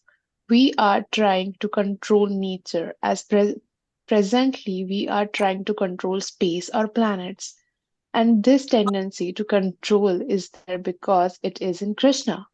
But although we have a tendency to lord it over material nature, we should know that we are not the supreme controller. Introduction to Bhagavad Gita as it is. Thank you. So, Jiva is a living entity, which is we are all. Okay. We are all the living entities, part and parcel of Krishna. What is our origin? Where do we come from? Okay, what is our situation? Everything is in detail explained in this Bhagavad Gita. Right? We being part and parcel of Krishna, we inherit certain features of Krishna. Right? He is also having two-handed form. We also have a two-handed form, right? And we see that, he can do so many activities, whether it is flute or dance or sing or anything. We can also do. We inherit a lot of things, But the only difference is, okay, we are minute in quantity. Qualitatively, we are one with God, Krishna. Quantitatively, we are different. Quality-wise, yes. He is also Satchidananda Vigraha. You remember that term? Where did we got that term in the beginning? Brahma Samhita? Brahma Samhita. That's Yes, okay. exactly. Ishvara Ishvara Param Krishna Satchidananda Satchidananda Vigraha. Vigraha. Right? Nadir Adi It's Govinda Sarvakaranakara. Karan. So, Satchidananda Vigraha. So his quality is Sat, Chit and Ananda. Means Sat means eternal, Chit means full of knowledge, Ananda means blissful always. So that is the body of the Supreme Lord, transcendental body. We being part and parcel of him, we also possess the same Sat, Chit, Ananda Vigraha actually. Today we are into conditioned body. That's a different situation for us. But originally we are all having the same qualities of the Lord. But in a minute quantity. Okay. So we are not the supreme controller. He is the supreme controller. He can control things in any time, anywhere, with anything. Whatever he wants to do, he can simply do it. Okay. There is nothing like in this world which he cannot control. Okay. He can control everything and anything. Right? So that's where we should understand. Whether this whole world, the money, and people are trying to lord over things. People are trying to get control over things. But we have a limitation. Okay. So whatever it is. So that's how it is. Okay. Let's read the third one. Who would like to read the third one? Okay, I'll do that. Yes, Mataji. Prakriti, material nature, the manifestation of the world is not accepted as false. It is accepted as real, but temporary. It is likened onto a cloud which moves across the sky, or the coming of the rainy season which nourishes grains. As soon as the rainy season is over and as soon as the cloud gets away, all the crops which were nourished by the rain dry up. Similarly, this material in manifestation takes place at a certain interval, stays for a while, and then disappears. Such are the workings of Prakriti, but this cycle is working eternally. Therefore, Prakriti is eternal. It is not false. Nothing could be manifested without being controlled. It is childish not to consider the controller. Lord refers to this as my Prakriti. This material nature is the separate energy of the Supreme Lord. Introduction to Bhagavad Gita as it is. Mayadhyakshena prakriti suyate sa characharam. One of the verses in the Bhagavad Gita says. Okay, Mayadhyakshena prakriti. This entire prakriti, the material nature, is under his jurisdiction, supervision. Right? So this prakriti is a material nature. Now, some of the school of thoughts say that, oh, this whole world is false. There is no truth in this world. But Bhagavad Gita do not accept that. Bhagavad Gita says, it's not false, it is true, but it is temporary. You see, one should understand, we feel hunger and we want to eat something. Is it false? No, it is true. We really feel hungry and then we eat it. We want to sleep, we want to drink. All those things are real, but temporary. Temporary in what sense? As long as the body is there, these requirements are there. The moment the body dies, then what happens? That dead body will not ask water, eating, food and sleeping, etc. It is dead means dead, that's all. So one should understand that this whole material world, this prakriti, is temporary in nature. Okay. So Prabhupada gives nice example of a cloud which comes and goes. Okay. Rainy season nourishes the grains. In so many, it is very straightforward to understand. So Prakriti is actually under the control of Krishna. Okay. So Prakriti is completely under the control of Krishna. That's where he says, my Prakriti. This material nature is the separated energy of the Supreme Lord. Vinna Prakritir Ashtada. In the Bhagavad Gita it is said. Okay. Bhinna means a separated energy. It is still the Lord's energy. So, how can the Lord's energy be false? It cannot be, right? As simple as that. If Lord is eternal, then his energy is an eternal, right?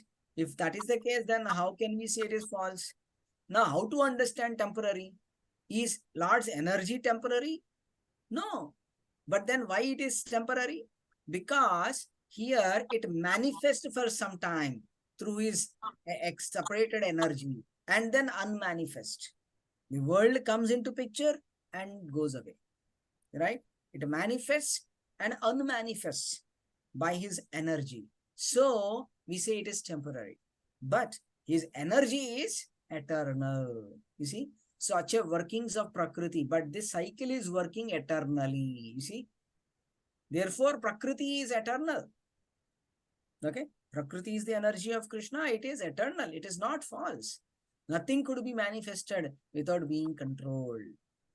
Okay, so one should have a lot of information is there in the Bhagavad Gita going forward on this particular subject matter. Now, a little bit of more glimpse here. Who want to read? Naman Prabhu, you want to read? Yeah, I can read Prabhuji. So this is about what is material nature. This is also explained in the Gita as inferior Prakriti, inferior nature. Prakriti is always under control, whether inferior or superior. Prakriti is female and she is controlled by the Lord, just as the activities of a wife are controlled by the husband. Prakriti is always subordinate, predominated by the Lord. Who is the predominator? Material nature itself is constituted by three qualities: the mode of goodness, the mode of passion, and the mode of ignorance, from the introduction to Bhagavad Gita as it is. Thank you, Prabhu. So here, what is material nature? Prakriti is one. Now, this is also explained, right? Now, what is explained here? Prakriti is always under the control of the Supreme Lord, which is inferior. Okay, whether it is inferior or superior, Prakriti is something which is controlled by the Lord. Okay, there is something called Bhautika Prakriti and Daivi Prakriti. Okay, Prakriti is female in gender. Okay, and she is controlled by the Lord. Okay, and just like the activities of a wife are controlled by the husband. Okay, so now one should understand that there is only one personality, the Supreme Lord, who is Purusha. Okay, and everybody else is part of Prakriti. Simple. Okay, because we are under the control of the Lord. Okay, Prakriti is always under the control of the Supreme Lord. Okay, so whether it, so here it is said Prakriti is always subordinate, predominated by the Lord. Who is the predominator? You see, so material nature has three qualities, and in the Bhagavad Gita we are going to learn what are those three modes of nature: mode of goodness, mode of passion, mode of ignorance. Sattva guna, rajoguna, tamoguna. Those are the things which we are going to learn. So this material nature, which is one of my energies, is working under my direction. Okay, Daivi Hesha Gunamayi Mama Maya Duratyaya Mame Vaye Prapajante Maya Metam Tarantite. It is said, right? So son of Kunti, producing all moving and non-moving. Maya Dhakshena Prakriti Suyate Sa Chara Acharam. Chara means moving, Achara means non-moving. Okay, under the influence or the manifestation is created, annihilated again and again. That's what here Durga Devi is the top, what is that called? Controller of this Prakriti in that sense. Okay, she is under the guidance of the Supreme Lord. Okay, now let's go to the, sorry, did I miss anything? No. Okay, Anurag Prabhu, you would like to read? The two Prakritis, both the living entity and material nature, are explained as Prakriti, the energy of the Supreme Lord, but one of the two, the Jivas, is conscious. The other Prakriti is not conscious. That is the difference. Therefore, the Jiva's Prakriti, Jiva's Prakti, I think it's Prakti, right? Yeah, Prakriti also you can say.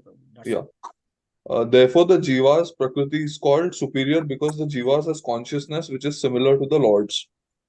These 8 types of material nature, earth, water, fire, air, sky, mind, intelligence, and ego, these are material nature.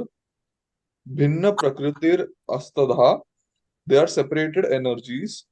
Apreyam itastu viddhi me prakritim perim, beyond this. These are inferior apara, and beyond this apara prakriti, there is another superior prakriti. What is that? Jivas bhutam mahabaho yayedam dharyate jagat. That is the living entity. Lecture on Bhagavad Gita 2.13, Hyderabad, November 18, 1972. So here there are two types of prakritis. Okay. Now, what are they? So, both the living entity and material nature are explained as prakriti. Now, this material world is prakriti. We are also prakriti. These are the two types. You see what I'm saying? Two types of prakriti. The living entity is one type of prakriti. The material nature is another type of prakriti. Right? And now, prakriti is nothing but the energy of the Lord. Whether it is the material world, whether it is a living entity, we both are part and parcel of Krishna. Right? We are coming from the Lord only. Okay. But this prakriti, the jiva, the living entity, has some consciousness. What is he doing? Why is he doing? Where is he living? And etc. etc. But the material nature, which is there, which has no conscious in that sense. Right? So here it is said, one of the two, the jivas, is conscious. The other prakriti is not conscious. You may hit the earth, you may put something in the water, you may boil the water. It's part of prakriti, but it is not something like us having a conscious. You see? So that means the jivas are having conscious prakriti. Jiva is called as conscious prakriti. Now, that's where it is under the control of the Supreme Lord. Okay, now, what is this verse is said? Bhumirapo nalo vayo khammano buddhirevacha ahankaram itiyam me bhinna prakriti rashtada. That is the verse, right? Bhinna prakriti rashtada. Ashtada means 8. Okay, sorry. 8. What are the 8 things? Bhumi, apo, earth, water. Nalo, analo means fire. Bhumi, rapo, nalo, vayu. Vayu is air. Kham means sky. Mano means mind. Khammano buddhir. Buddhi means intelligence. Mind and intelligence. Buddhire vacha. Ahankara means 8. False ego. Ahankara iti yamme. Bhinna prakriti rashtadha. These are the different separated energies of the Supreme Lord. Right? We are also the energy of the Lord. Prakriti is also energy of the Lord. That's where it is said, apareyam itastu vidhi me prakritim param. Right? So beyond this, okay, apara, there is a para prakriti. You see, there is an inferior one, there is a superior one. Okay, and the superior one is Jiva Bhuta, the living entities. They are all the superior prakriti. The material world is inferior prakriti, but we both are prakriti. Superior prakriti has a conscious, inferior prakriti has no consciousness. Right? This is a lecture given by Srila Prabhupada in Hyderabad, 1972, November 18. Okay, so one should, Bhagavad Gita clearly determines the relationship between Ishvara, Jiva, and Prakriti. Okay, so all these things are also there in the spiritual world. Okay, so we are not going into that detail, but these are the topics which we will be learning. Now, fourth one is Kala, time factor. Let us see who would like to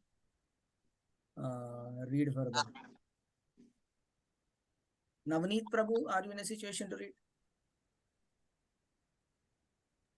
Oh, I'm in the service. Oh, you're in the service. Oh, okay. Okay. Mausami Mataji, are you in a situation to read? Okay, no problem. Arpita, you want to read? Yes, Prabhu. Kala, time factor. Kalena Mahata. By the great power, Kala means time. Time has got his influence, very great influence. Time's business is whatever you make, time will try to kill you. That's all. You make a nice house, very nice house, but as soon as it becomes older, it is being killed.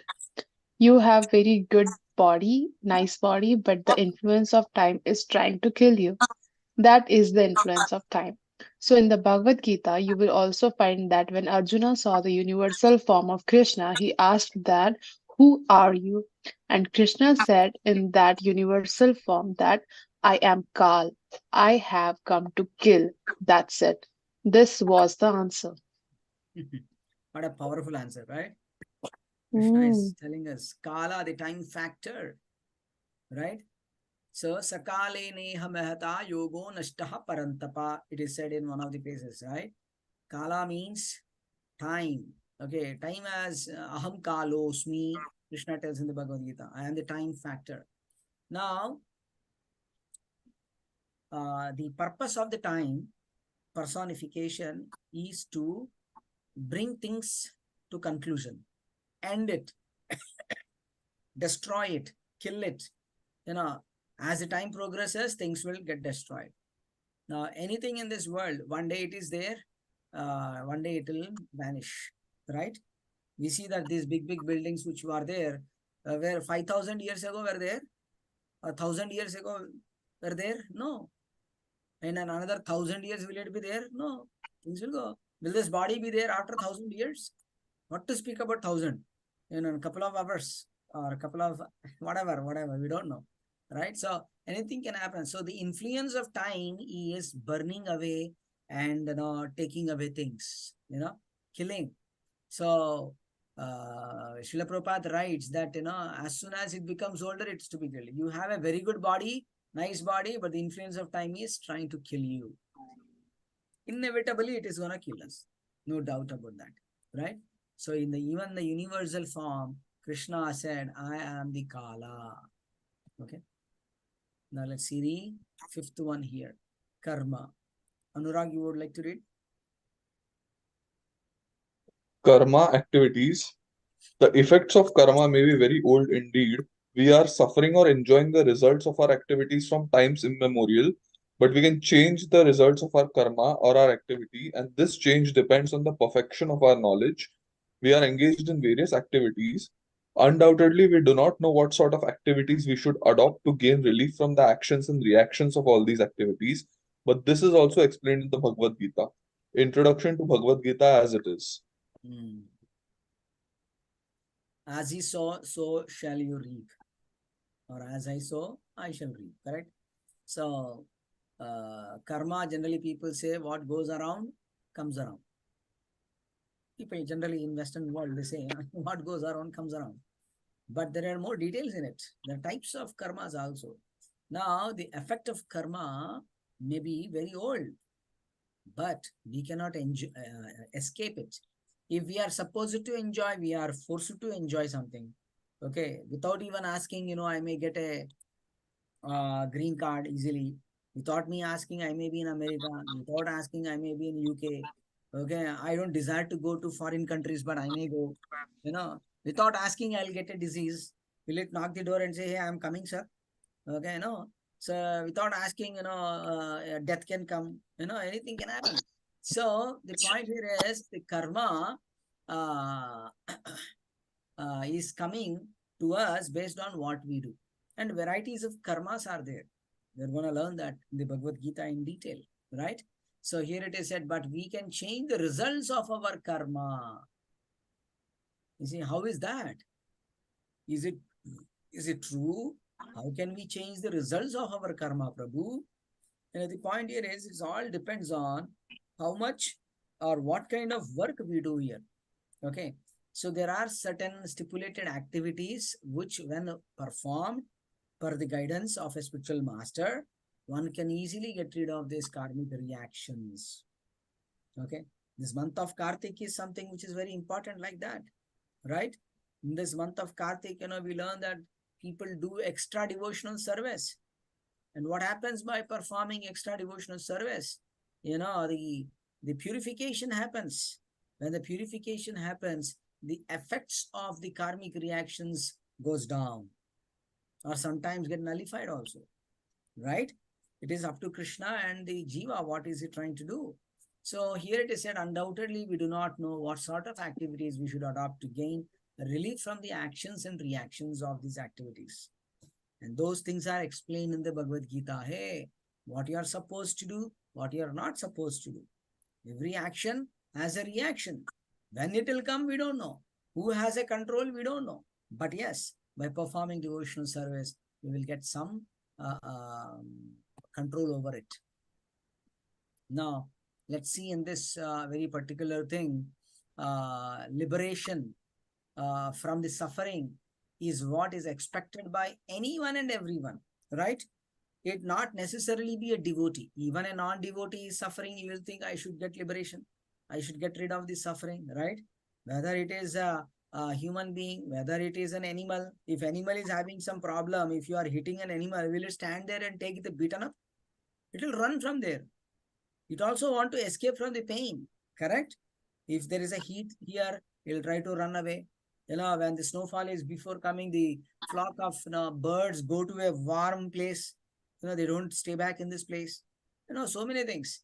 So here, liberation means freedom from the consciousness. What consciousness? Material consciousness. We cannot get rid of consciousness completely, right? So when we die, the body loses the consciousness. But the soul, the source of consciousness is the soul, right? So that will not go away. That is always there. Because the soul is there in this body, the body is experiencing consciousness. Sorry, Mataji. You wanted to ask anything, Mataji? Somebody was saying something? Okay. So, right now, all the living entities are in the contaminated consciousness. Okay, so one should get liberation from the contaminated consciousness. Here it is said, liberation means freedom from material consciousness. Situation in pure consciousness means acting in accordance with instructions of Krishna. Now, the Jiva's consciousness under the covering of material circumstances is pervertedly reflected. Right now, we are in a contaminated because Jiva's consciousness is now under clutches of the material circumstances. Okay, due to his entanglement in his actions and reactions of his own karma. You see, it is undergoing its own karma. There is nothing new coming from outside. Sorry, Mataji, you want to say something? Raminta Mataji? No, I'm okay. Okay. Now, one must become free from this bodily conception of life. Okay, the living entity being part and parcel of the Supreme Lord is neither the creator nor the enjoyer, but a cooperator. That's all we do. Okay, this is a very big, deep statement actually. We are neither the creator nor the destroyer, nor the enjoyer, but we are simply the cooperator. Whatever Krishna wants, we facilitate that. That's all we can do. Okay, so here it is some of the examples. I am the creator. I cook. I do certain things. I have more freedom. Okay, I'm independent. You see, I am the controller. Here, everybody is thinking, but one is actually not 100% controller. You see, there are tiny controllers. Now, the relationship is like that of a master and the servant. This is talking about between the Lord and the living entity. Our relationship is simply like a master and the servant. The master is satisfied, servant is automatically satisfied. You see? And in pure consciousness, the activities will be dovetailed with the will of Krishna, and that will make one really happy. Dovetailing means what? Dovetail means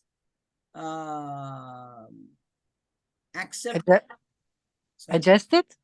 Adjust it. Very good point. Yes. Adjust it or do for the purpose of someone else. Okay. Whatever Krishna is telling, as per the Bhagavad Gita, one is trying to perform. So all his activities will be dovetailed with the will of Krishna. My will is not thy will. I will see thy will. In Bible also it is said. Okay. So my will is not my will. Thy will is my will. That means the Lord's will is the my desire. His desire is my desire. Then that means what? Whatever he wanted me to do, I'm ready to do that. Okay. So that is pure consciousness, pure activities. And that is in Sanskrit, the term for that activities is called bhakti. Okay, bhakti, devotional activities, right? And that devotional activities are not influenced by these three modes of nature. Whether it is a mode of goodness, passion, or ignorance, that is not influenced by any three modes of nature. So here it is said that, what is that? Muktir hitva anyatha rupam swarupena vyavasthitihi. Liberation means attaining one's constitutional position of service to the lotus feet of Lord Hari. Now, please understand, this is very important that every one of us have our original position in the spiritual world. We left that position and came back. We have forgotten who are we truly. We may be a devotee of the Lord through like Hanuman. I may be a devotee like Dasya Rasa like Hanuman, or maybe like a Sakya Rasa, a friend of Krishna, or a mother or father. Of course, nobody can become mother and father of Krishna, but one can assist as a motherlyhood. Okay, in that way, different our Swarupa, our original constitutional position in Goloka is today we have completely forgotten. By taking pure devotional service, one day we will remember who we are actually. Then one will be real, that is a real liberation. Then that person will only perform that activity. So that is the conclusion of this introduction here. One second, is there anything? Yeah. So that we completed. Now I have one last slide on the introduction, which is much more interesting. Okay, process of understanding Bhagavad Gita and the result of understanding Bhagavad Gita. Okay, and process of going back to Godhead. We will do that next week. And once we complete that, I'm hoping that to complete in one session next week. Okay, as I don't get many questions, then that is easier. Okay, and then what happens is we will begin with our Bhagavad Gita chapter. Okay, things will be much faster going forward. Okay, now let me stop here. Any questions, any comments? Open to you all.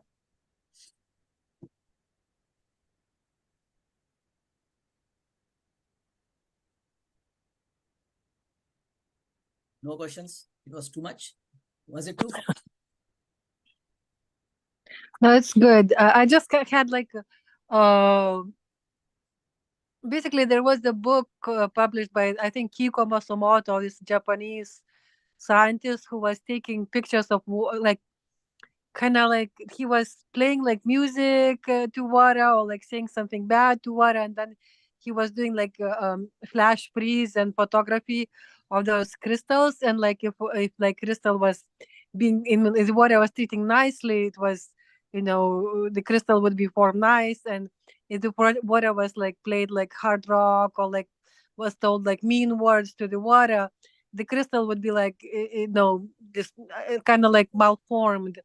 And it's kind of like his conclusion was like kind of like that. I think like water has some kind of consciousness, and I was just like thinking like, is there like, do you have any interpretation of this kind of activity, this kind of idea? And because like it says like only jivas have consciousness, and in this experiment seems like water can understand something, so it's I'm just kind of curious, if you don't, if it's okay too. No, you mean to say, what is your question? I didn't get your one-line question. Basically, like according to the scientists, that water reacts to how it is being treated. Like if it's being told like you are ugly, you mean, so it's like when it freezes, it forms like really ugly crystals. And if the water is being treated nicely, says like love you, or like played nice music, when it freezes, it pours very like delicate, beautiful crystals. So like this scientist concluded that the water has some kind of consciousness. Yeah, somebody is treated nicely, somebody is not treated nicely, that is But that's being done to the water. water. Okay. Yeah. Yeah. So different people have different philosophical understanding, Mataji. But ultimately, the science of Bhagavad Gita teaches us, at least I did not hear such philosophy before. What you are saying, through water, they are going to judge, crystals and all. I mean, if I have correctly understood your question. I will send you a link to that. It's okay. You don't, I know it's hard to understand when you never heard about it. So I'll send you a link to that book or something. Maybe you can look into it. Yeah. Let me look into that. A different perception to look into it. No worries. Yeah. Okay. Now, one question which Naman Prabhu has asked last time regarding even the plants have the life. If we are told that we should not eat meat, okay, because we are killing them, then what about the plants? Okay. So in the Lord Chaitanya Mahaprabhu gives a very important statement. Jivo jivasya jivanam. Okay. So that means every living entity in this world, if it has to continue his life, it has to eat another living entity. There is no other option. Jivo, jivasya, jivanam. Okay. So a jiva means a living entity has to kill some other living entity and eat and survive. There is no other option. That is the first bottom line, right? Now, can we eat stones? Can we eat, can we eat any non-living entities? No, we have to eat something. So now the point here is, then why vegetarian is preferred when compared to meat eating? Why only stop meat eating? Why you guys are not saying no vegetable eating also? Then if we stop everything eating, then we are going to die. Right? We cannot stop everything. Now, there is a higher reason behind this. Okay. Now, in the 8,400,000 different species of this entire creation, every creature has a different level of consciousness. Okay. Lowest to the highest. There is a degrees of consciousness differing. The lowest is, when we say lowest and the highest, means the living entity having a lowest consciousness level will experience the least pain, experience the least environmental issues. You see? So that's where one should understand that living entity is the lowest.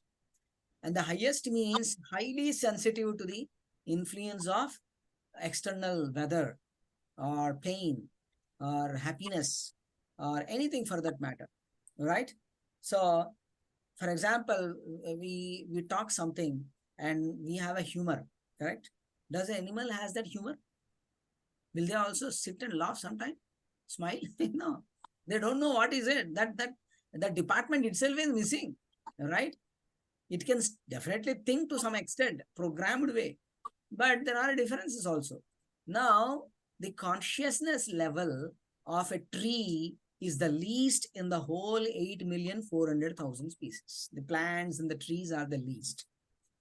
And the highest is from human beings and above. Okay. So, anything above the plants and trees, the body anatomy is different. Correct? If we cut our body, if they cut the body of an animal, bleeding will come. But if we cut the plants and trees, there is no blood coming, though there is life in it, right? We do not deny that. Life is still there. But there is no similar anatomy of the body of the human beings, animals versus the plants, okay? Their consciousness are higher when compared to plants. Whether it is birds, beasts, animals, even within themselves also there is a lot of difference. Even in the human being also there is a lot of difference. Correct? But then one should understand the difference of consciousness. Now, having said that, in the Bhagavad Gita 9th chapter, 27th verse, if I remember, Patram Pushpam Phalam Toyam Yome Bhaktya Prayachati Tadaham Bhakti Uparhatam Asnami Prayatatmanaha. With love and devotion, even if someone offers a fruit, a flower, a leaf, or a water, Krishna is accepting it. Okay. In the 3rd chapter, 13th verse, it is said, Yajnashishta Shinasanto Muchyante Sarvakhilvishi Bhunjate Te Tvagam Papa E Pachanti Atmakaranat. So there it is said, what is that called? The devotees of the Lord, Yajnashishta Shinasanto, right? The devotees of the Lord offer the vegetarian food to the Supreme Lord. By doing that, what happens? Muchyante sarva khilbishihi. Because they are offering to the Supreme Personality of Godhead, okay, all kinds of sinful reactions are wiped off. While whatever we are preparing that, whatever it is, okay, all the sinful reactions are gone there. In that sense, right? So, bhunjate te tvagha papa ye pachanti atma karanat. Anybody who is eating only eating for their own pleasure, bodily pleasure or requirement, they're only eating sin. So that is sinful. So killing the plants is also sinful. But we are begging the Lord by offering that cooking of the plants and offering to Krishna. Oh, Krishna, there is no other option for us for survival of this body, which is bestowed by you, which has to be utilized in the pure devotional service. Kindly forgive us. Please accept this bhoga, which we are cooking for your pleasure. And please purify us and bless us with the required nutritious food, which is as suggested by you. Then it becomes prasada. Then we say in the Bhagavad Gita 18th chapter, it is said, prasade sarva dukkhana hanirasyopajayate. One who accepts prasadam, then all kinds of dukkha, he'll be relieved from all kinds of dukkha. You see, dukkha means lamentation, the suffering. So that is how a devotee is supposed to eat only prasadam, nothing other than prasadam. Even if it is a pure vegetarian food, if I am eating, I have already accumulated karma and I'm going to suffer for that also. So the safest way is eating only and only prasadam. Whatever I bring, I offer to Krishna and then I eat it. Whatever I cook, I offer to Krishna and then accept it as a prasadam. Does it help, Naman Prabhu?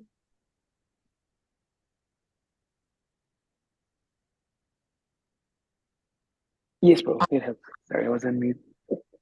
Okay. Thank you. Yeah, Mataji, you wrote, there are quite a few documentaries about meat eating and the horror of slaughterhouses that might enlighten the meat eaters. Okay.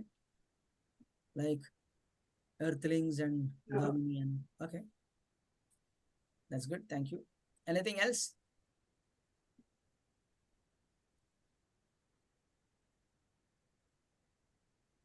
Okay. If I think, sorry, Sannidhi Rao left. Suresh left. Who is Sannidhi Rao? I don't know. I'm seeing some message. Anyway. Sanoj. She's IIT student.